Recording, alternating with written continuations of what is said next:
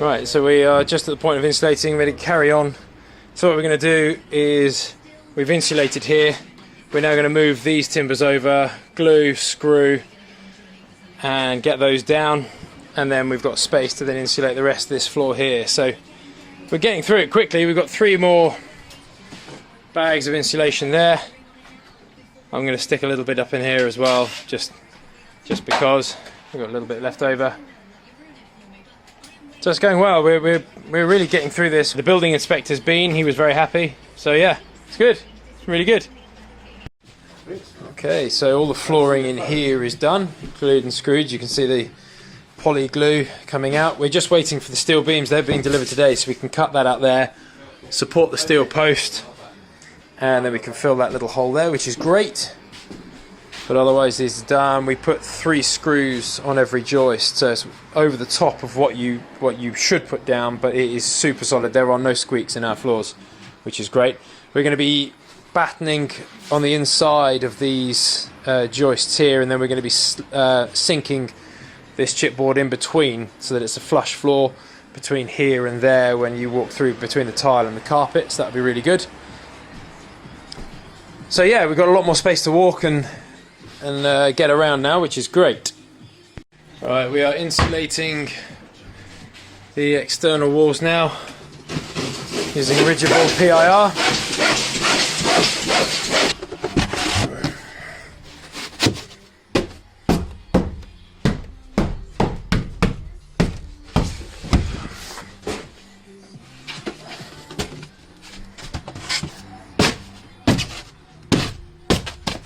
And it goes in pretty quickly. One measures, one cuts, and that's that. This is just a quick update on where we are with the build. I'm here a little bit early this morning. It's just after 8 o'clock, and no one else is on site, but the plumber has now finished his bits and bobs. So we've got the 4-inch waste pipe run there. It's nice and long, goes right out that way. You can see the water pipe. That is for the toilet, to refill the cistern. And this is a new, well, not a new way, but this is a nice way of doing projects, I think, running everything in plastic up until it comes up out the ground, and then it's in copper. It looks much, much nicer. So he's run all the pipes there. You've got the T-pipes, that's the mains feed coming in. They all go down there, down to where the existing boiler is. The boiler cover's just down there, so that goes there. And then you've got the waste here and the waste here. That one is for the shower tray, which is going to sit here, and this waste here is for the sink, and the basin and the counter is going to be sat in there. So it's good. And then obviously you've got hot and cold feed there, hot and cold feed there, and also you can see those pipes over there, which is for the radiator that's going to be coming up here. So you've got the feed and the return as well. So that's all done, that's good. So he has finished his first fix. The electrician has done their first fix. We have almost finished doing the insulation. We just got to do this wall. Now that the plumber has finished, we can get all of our bits in these walls here. The steel posts finally arrived, so you can see those down there. Now that those 2 steel posts and that flitch plate, so that big flat bar that runs along, that's the flitch plate. That's going to be sandwiched in between 2 bits of timber, and it's going to be sitting under this wall here, just where the staircase comes up. It supports the staircase and gets put into the web here. So we're going to be working that in. The plumber knows that, and so he put all of his bits underneath that timber there rather than drilling through it, which is great. So we can install that today. And the 2 steel posts, there's going to be one here that connects up to that ridge beam, and then the same again on the other side over here. Steel beam there connecting up to that ridge beam there. Those are going to be welded in place, so that's going to be really good. That's going to make life a lot easier for us, because we can then take out the posts that are supporting it, temporarily supporting it. So that'll make our lives a little bit easier. We can finish the multifoil or the space blanket. That multifoil can go all around here as well. then we can start plasterboarding. Nothing to do in here, we don't need to put the insulation in because it's all above, it's a warm deck. I'll post a link up here for you to see what we did and how we did it if you missed that one. So all of this space is available for the lighting cabling, which is great. The other thing about a warm deck roof, which I don't think I mentioned previously, is that we need to block up all of this. All of that needs to be blocked up, and it will be completely blocked up from the outside and the inside. You do not vent your roof or your ceiling on a warm deck system. Whereas on a cold deck system, which I used and which I installed, and I'll post a link to that up here, that you vent. You have vented soffits at the front and it runs all the way over, and you have a vented ridge and then it comes down. You don't do that on a warm deck, so all of that's going to get blocked up. All of that is going to be sealed shut and pretty much airtight, or as airtight as you can possibly get when you're using these sorts of materials. If you were to have a warm deck roof with a vented soffit, you would very, very quickly start getting mold on the walls, which people think is counterintuitive, but basically all you're doing by having ventilation here is you're just venting the ply, and so moisture and condensation can get in, and then it will permeate the building and you will get mold. So you really don't want, whereas if you had a cold deck system and you didn't vent it, you'd also get mold. So warm deck, no vent; cold deck, vent. Simple as that.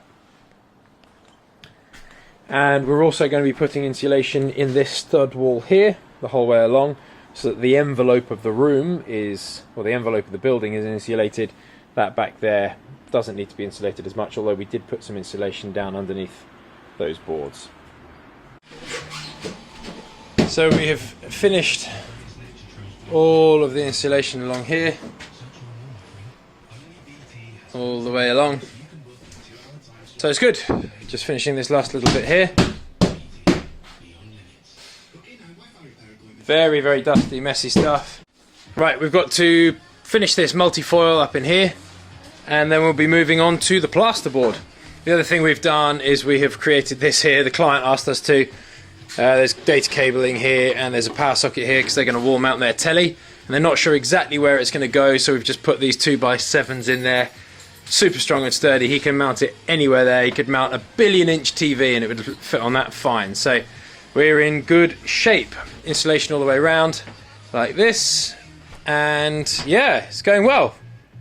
Okay, I didn't want to film it because I was busy lifting and moving and concentrating. We've temporarily put these in place. We've got the welder coming and he's going to actually secure them in place. But what we have done is we've made sure that we are still perfectly level across there, which is great, and we've made sure that this is level in here, and obviously the same over at this end. You see, so we're perfectly level. We've still left the 2x7 support there and there. We're not taking those out until the thing has been fully welded. Just super safe belt and braces. We've kept all of the braces in, but we managed to get those in, which is really nice because it's a little bit more confidence inspiring now having steel supporting steel. And also because they're 100mm square, they're flush or even back from the post here, even in the bathroom over here. You know, that is completely flush, which is great. Really, really pleased with how well that is seated back there. So yeah, that was a good bit of work. Still only 9:30. Got loads of the day left to get on with the rest of the jobs. So we've got Lenny the welder putting this in for us. You get me that?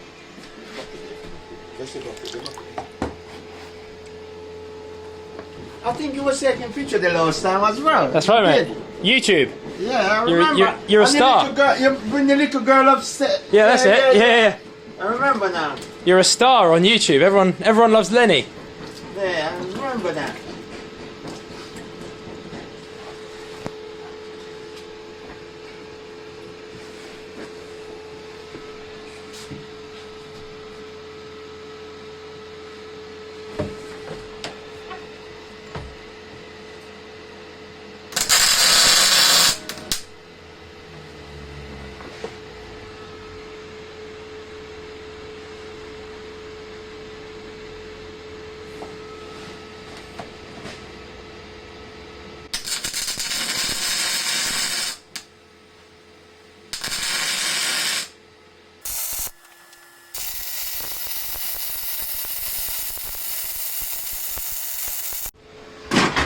So Lenny's doing his welding here.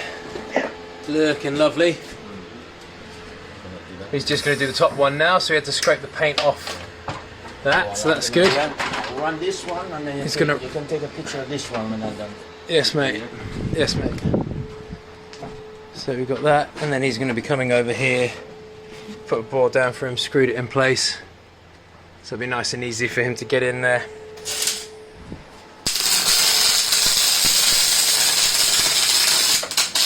So the thing about welding is you're paying for the skill of the welder, but also you're paying for their time, because legally they have to hang around to make sure that no fires start after the work is happening.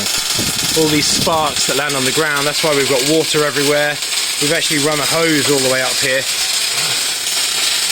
because if a fire starts, then it's a big problem. So he has to hang around for an hour to an hour and a half. Lenny, how long is it you've got to hang around for? An hour afterwards? No, my limit is 2. I spend about 2 hours. Two to 2.5 hours afterwards to make sure that no fire starts. By law. By law. Yeah, same as a plumber would if they were doing blowtorch work and things like that. So yeah, it's you're paying for the skill as well.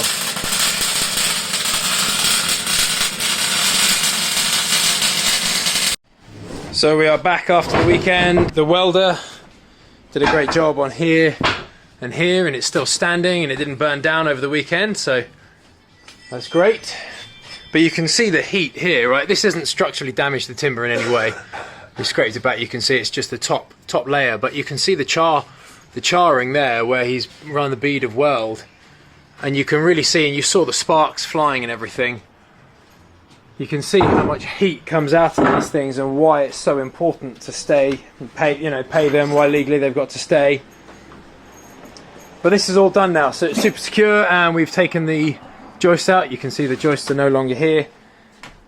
So what's on the menu this week? Well, we're going to be sinking this flooring, this stuff here, we're going to be setting down in at the same height as this, so it will sit flush. So what we're going to do is we'll pack out the joist here, and then this distance here will get made up by that flooring there. And what this allows the tiler to then do is run the tiling flush on the top of here. And that way, once you've got the tiles and the adhesive and all the rest of it, you'll build up to be exactly the same height as the flooring in here and the carpet and everything, so you'll have a nice smooth through there. What we're going to be doing is on this wall here, we're going to secure it and everything, but we're going to be taking out this stud here and here, and we're going to be putting in carcassing there for a box, so that when this is the shower enclosure, when they're in here, they'll be able to have a little box for their shampoo and conditioner and whatever else in there. So we'll be doing that. We'll obviously finish putting the space blankets on. We'll be finishing the stud wall here with the noggins. We'll be putting plasterboard and insulation in there. We're going to be putting the V-Luxes in, and then towards the end of the week we'll be putting the fascia boards on up on the outside here, which will finish the job that we started, that I was explaining to you about why we've got the different things here, because the tilers, the roofers are going to come and they'll finish the tile and the felt and the bat and everything like that, and so we'll then be able to put the fascia boards on as well. So yeah, I reckon this is the last week. This is the last full week of work for sure. There may be a couple of jobs that need to be finished off afterwards, topped up, but otherwise it's going to be finished by the end of the week.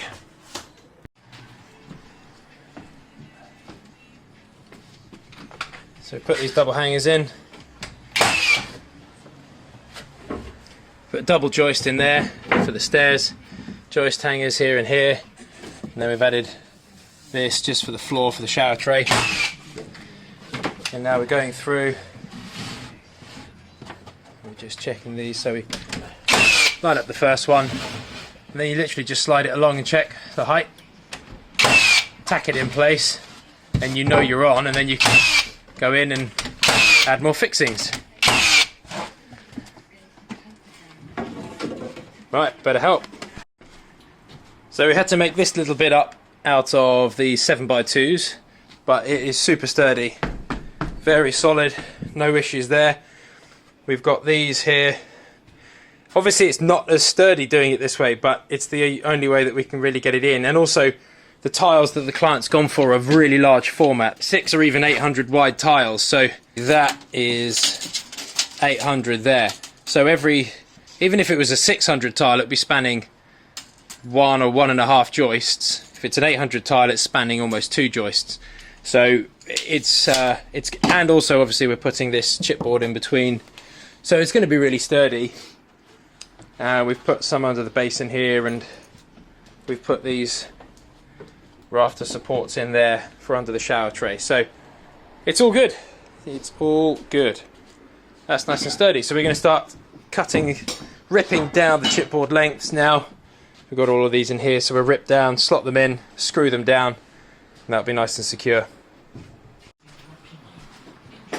And this is what it looks like all finished. Up in here in the shower, we obviously can't move that until the plumber has taken that out. That's fine, he's going to be rerouting that out through the wall there underneath. Built this in here, glued and screwed, you can see, with the polyurethane glue. So this is what I was saying about the lip. Once this has been built up with the tile, it'll be a nice flush finish, because there's going to be a membrane that goes down, then the adhesive, then the tiling. There'll be a walk-in shower tray there. It's coming together nicely. We are just about to put the rest of this space blanket up in here, but obviously we need to make sure we put this strapping in. This strapping basically runs here and up and over there, up and over, and holds basically the steel to the rafters and the rafters to the steel. Nice and sturdy. Building regs like to see it. This is something that I didn't show in the last video that I did of the loft.